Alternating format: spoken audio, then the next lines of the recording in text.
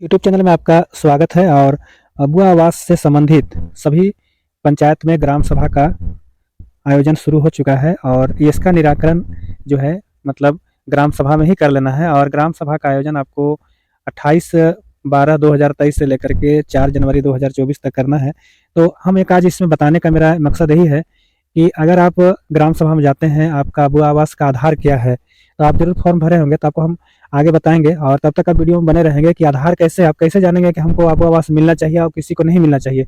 इसका है एक पॉइंट बनाया गया है, हर इसमें ऐसे बहुत सारा पॉइंट डाला गया है और इस हर पॉइंट में कितना अंक मिलेगा उसको ऐसे यहाँ पर देखना है। देखिए यहाँ पर जैसे यहाँ पर एक है कि जैसे लिखा है कि आय का स्रोत है वार्षिक आय, तो यहाँ बाद में दिया है कि वर्तमान आवास की स्थिति। जैसे यहाँ पर लिखा हुआ है ना कि आवास विहीन, अगर आवास विहीन आप हैं, पूछा आपसे कि हाँ या नहीं, तो अगर आप नहीं लगा देते हैं तो ये अलग हो गया। लेकिन अगर आप हाँ लगाते हैं मतलब कि आपके पास आवास विहीन, तो नहीं लगाते हैं इसका मतलब आपके पास आवास है, तो यहाँ पर आपको 0 अंक मिल जाएगा।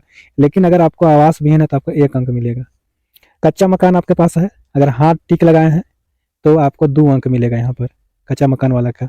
लेकिन अगर कच्चा मकान नहीं है तो आप तो नहीं टिक लगाएंगे ही ना, तो उसके लिए क्या मिलेगा, 0 मिलेगा। यह आपको रिजेक्ट भी हो सकता है। यहाँ पर लिखा है आगे कि पक्का आवास, अगर जिसका पक्का आवास है तो उसको तो आप टिक लगाइएगा तो 0 तो अंक हो ही जाएगा, लेकिन वो हमेशा के लिए रिजेक्ट होगी, क्योंकि पक्का मकान वाला का देना ही नहीं है। पक्का मकान में अगर 3 कमरा से अगर ज़्यादा है, 3 कमरा या उससे ज़्यादा आपका रूम है, तो आपको आवास नहीं मिलेगा। अब चलिए आगे। अब देखिए यहाँ पर और इसका आधार माना गया है, अगर आपके पास भूमि है तो ज़मीन देखिए यहाँ पर है, गरमेरुआ ज़मीन, रेती ज़मीन, क्या भूमि विवादित है, अगर विवादित है तो हाँ दिए तो आप ये अंक आपको मिलेगा यहाँ पर। और उसके बाद है यहाँ पर एक इसमें एक विशेष व्यवस्था रखा गया, प्राथमिकता है किसके लिए, आदिम जनजाति के लिए। अगर आदिम जनजाति के लोग जो है पीवीटीजी जो हैं अगर, तो उनके लिए स्पेशल आपको अगर है तो हाँ तो टिक लगाएंगे ही कन्फर्म, तो उसके लिए 2 अंक आपको मिलेंगे। और जिसका नहीं है वो तो टिक नहीं में ही लगाएंगे, तो उसको तो अंक नहीं मिलेगा इसमें। कि आप कानूनी तौर पर रिहा किए गए बंधुआ मजदूर है, तो अगर हैं तो आपको 1 अंक दिया जाएगा, और नहीं तो यहाँ पर 0 रहेगा। ये कि आप दिव्यांग हैं तो दिव्यांग के लिए भी स्पेशल आपको 1 अंक निर्धारित किया गया है। और उसके बाद है कि आप आपदा के शिकार हैं, तो उसके लिए आपदा के शिकार के लिए आपको 2 अंक है। मैंने कहने का अर्थ है कि अगर भारी बारिश या भूकंप, तेज आंधी या तमाम चीज़ों से अगर आपका घर गिर गया तो वही आपदा में आता है और उसके लिए 2 अंक दिया गया है।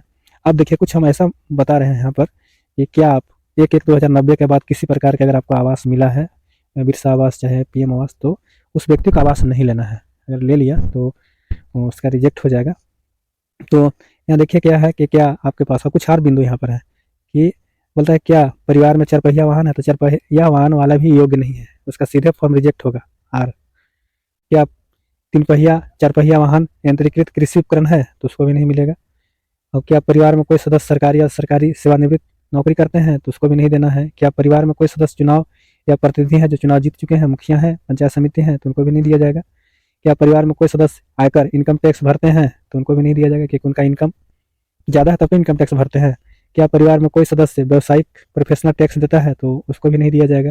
क्या परिवार में रेफ्रिजरेटर, देखिए बड़ा यहाँ पर मार्केबल चीज़ है, परिवार में रेफ्रिजरेटर, रेफ्रिजरेटर कौन रखता है, जो पैसा है ज़्यादा है, ऐशो आराम की ज़िंदगी जी रहा है, तो अब गरीब है लेकिन ऐशो आराम ज़िंदगी, इसका मतलब पैसा है, तो इसको भी नहीं दिया जाएगा।